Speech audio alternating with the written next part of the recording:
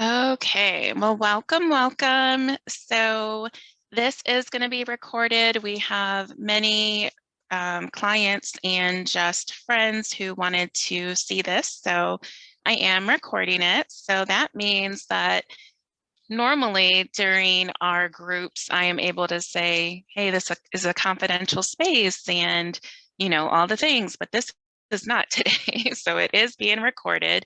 Just a reminder. So the way that I am going to handle this is just by giving you the tips that I thought was really important to share this afternoon. And then at the very end, if you have any questions, you're welcome to ask.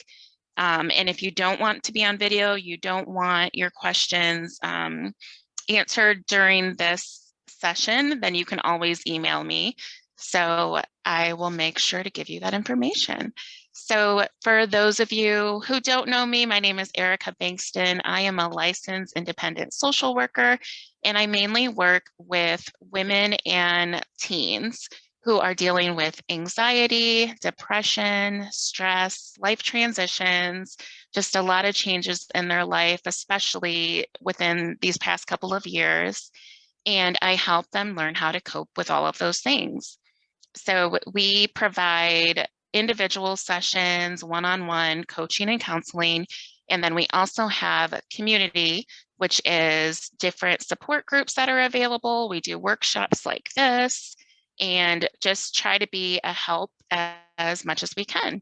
So my practice is called Erica and Company because aside from myself, we also have other support coaches and administrative staff that really help to support the clients that we serve.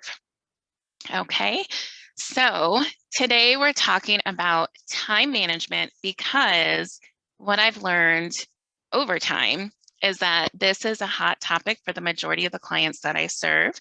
This is something that continues to be a stressor for a lot of them.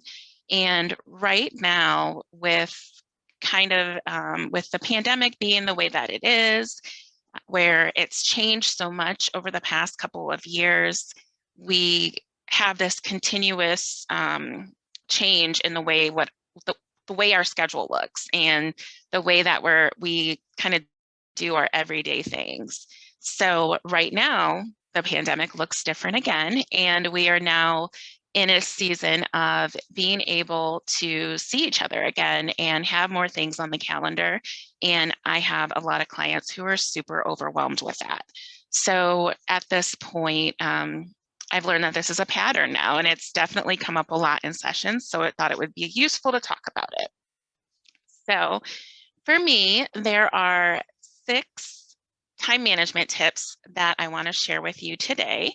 I will share those with you, give you a few examples, and then again, at the end, if you have any questions, then we will brainstorm any tips that you need further from the ones that I shared today. So the first tip is to organize your mental checklist. So the majority of us have a zillion tabs open in our brain when it comes to everything that we're trying to accomplish in a day. So what can be really helpful is to have some kind of tool to put all of those things that are running around in our brain onto. So for some people, that can be something electronic like a Google Calendar or a Outlook calendar, those type of things. I know clients who use like electronic post notes and that kind of thing. And then also just having maybe a printed tool. So that could be a planner, an appointment book. I use dry erase calendars. I look that way because I have all the things up there to keep my life together when I'm trying to manage my time. And then the other thing can be a to-do list. So that looks different for different people, but all of those things are things that can help us to organize our mental checklist so that throughout your day, all the things that you need to do, all the things that are on your mind when it comes to your time, don't have to just remain in your head. They can be somewhere else to help you organize that and leave space for other things. So that's number 1. Number 2 is to do the quick and dirty tasks first. So what I mean by quick and dirty is quick means the things that you can get done in just a few minutes. So that can be a quick phone call that you can get out of the way in the morning, or an email that you need to send, or maybe cleaning up something that you meant to clean the night before. You know, what's something quick that I can do, only takes a few minutes and I can get it out of the way. And then the other tasks, I say those dirty tasks those are the ones where it's like, I don't want to do it. So for many, that could be a phone call. Like, I don't want to call the doctor's office. I don't want to clean up this space, or I don't want to confront that coworker, you know, all the things. And maybe that's something that you get out of the way first so that you can prioritize other tasks once these quick and dirty things are out of the way. All right, number 3, we are rolling through. Number 3 is break big tasks into small pieces. So this can look very different for different people. Some of the examples that I think of are things that can overwhelm me or my family or clients. I have a lot of clients who are young professionals and also students, like college students.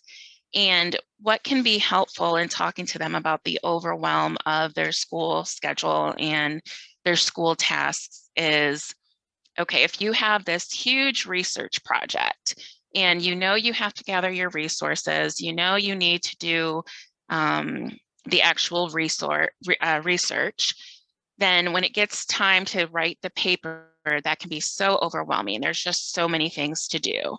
But can you break it down into smaller pieces so that you're writing the intro maybe first, and then I used to write the intro and conclusion first because I found those to be the easiest sections.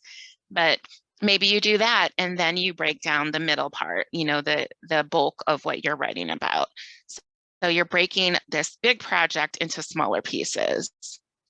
I also think of, for those of you who don't know me, I have 4 sons and I deal with a lot of dirty rooms.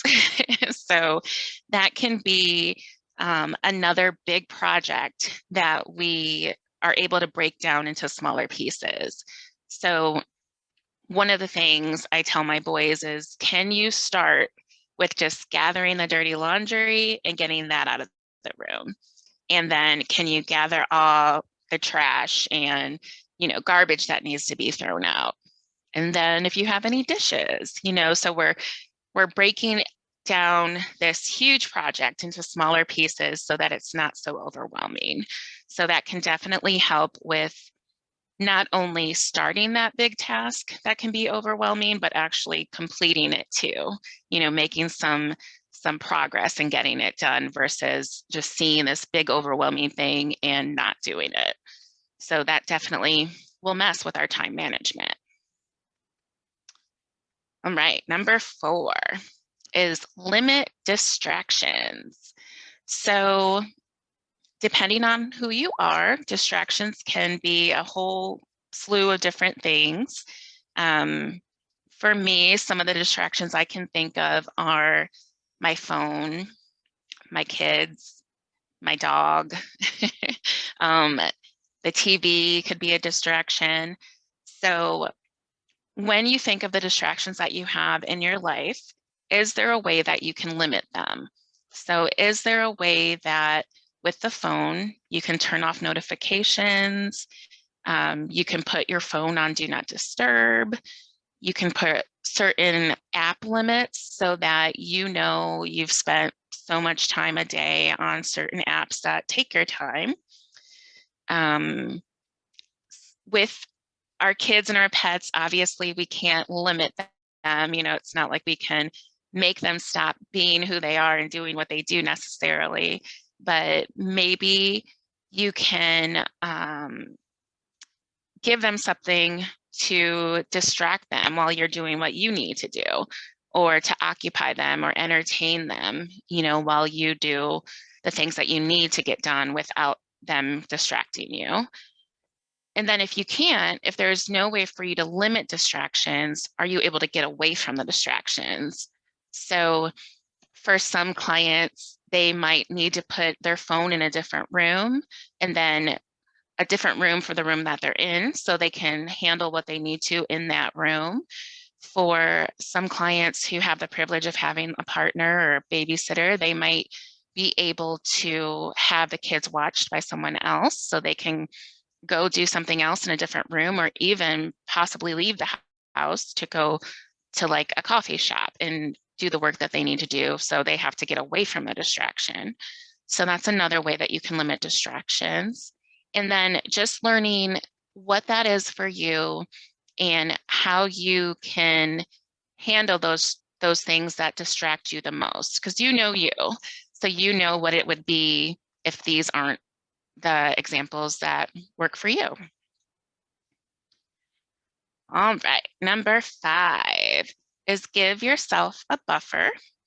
And what I mean by that is a lot of us we are so strapped for time. So a lot of what we're doing is like back-to-back things where it's like, I have to drop off the kids, then I have to run to the store, then I have to go to this appointment, and then I have work, and then, so back to back, we're doing all the things. And what can help is to give yourself a buffer between where I need to be next, what I need to do this time.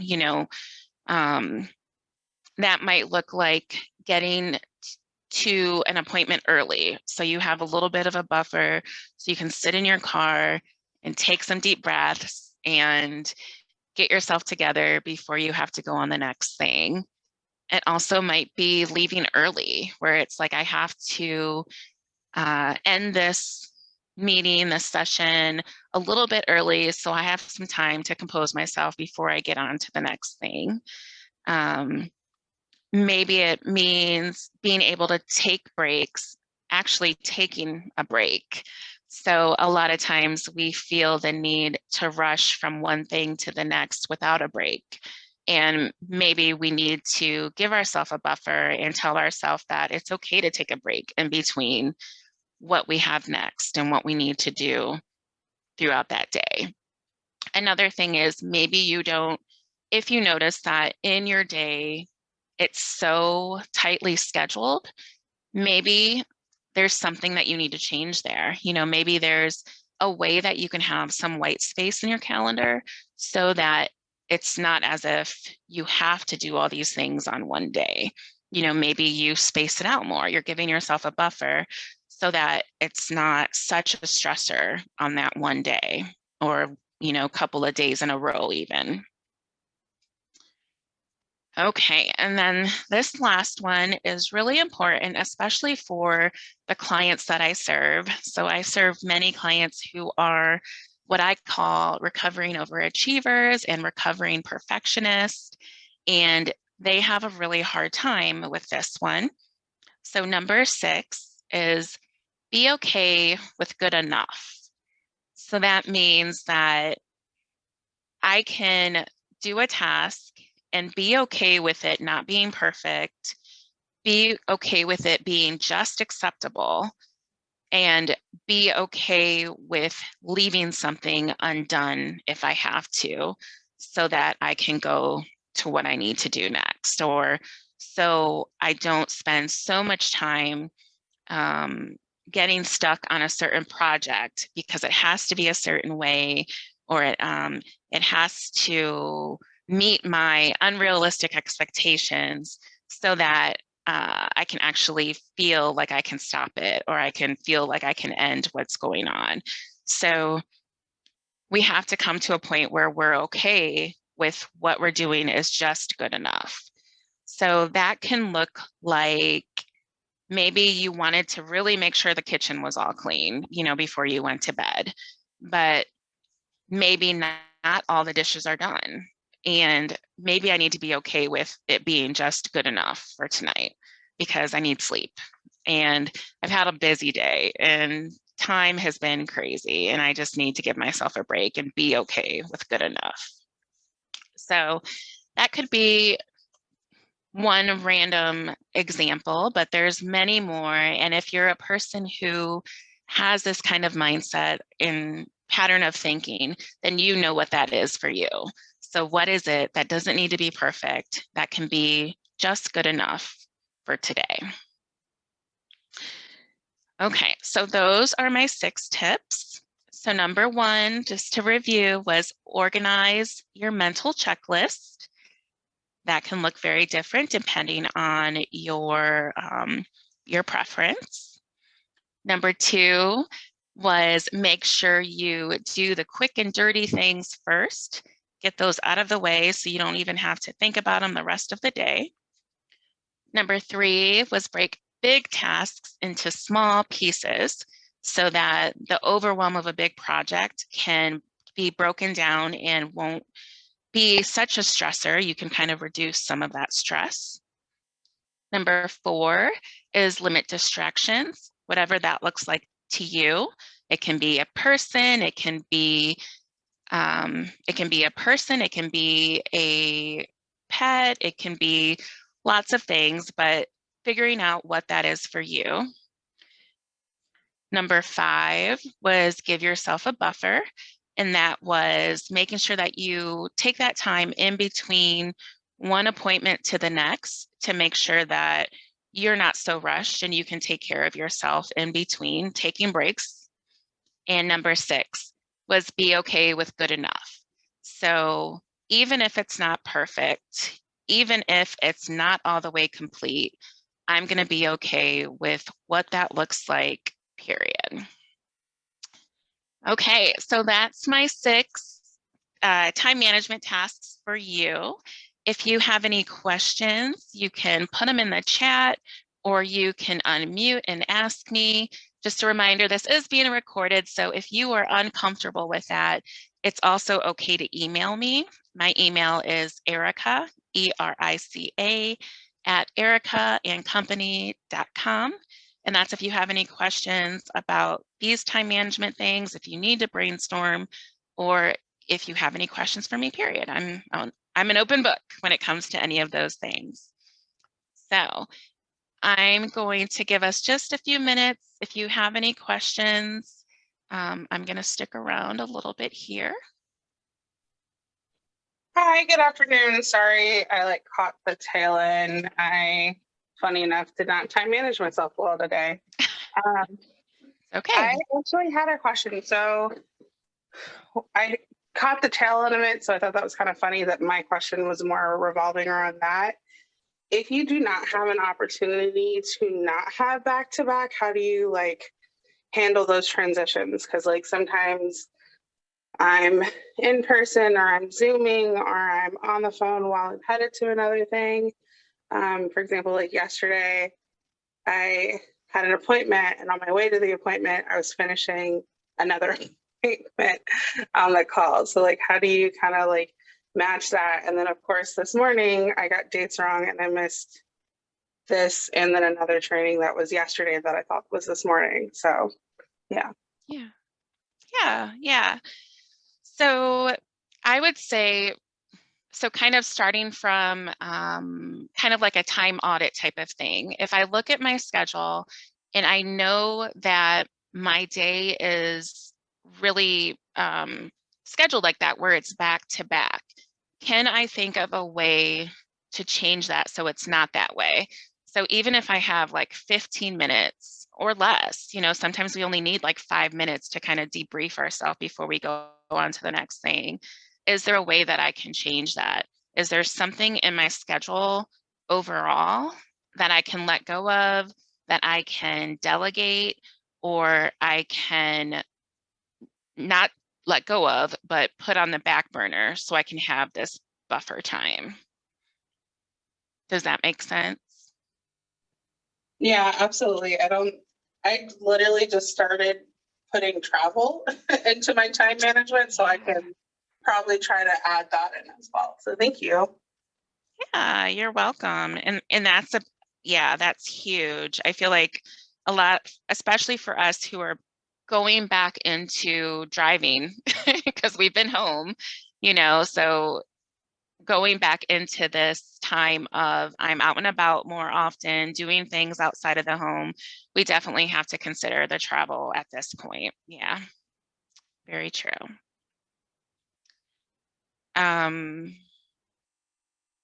Was there more than one question? You'll have to remind me. I think it was just one. Yeah, it was just the one. Thank you for putting this on today. Yeah, of course. And it is recorded, so you can come back and see the top part. Wonderful, thank you. Yeah. Any other questions?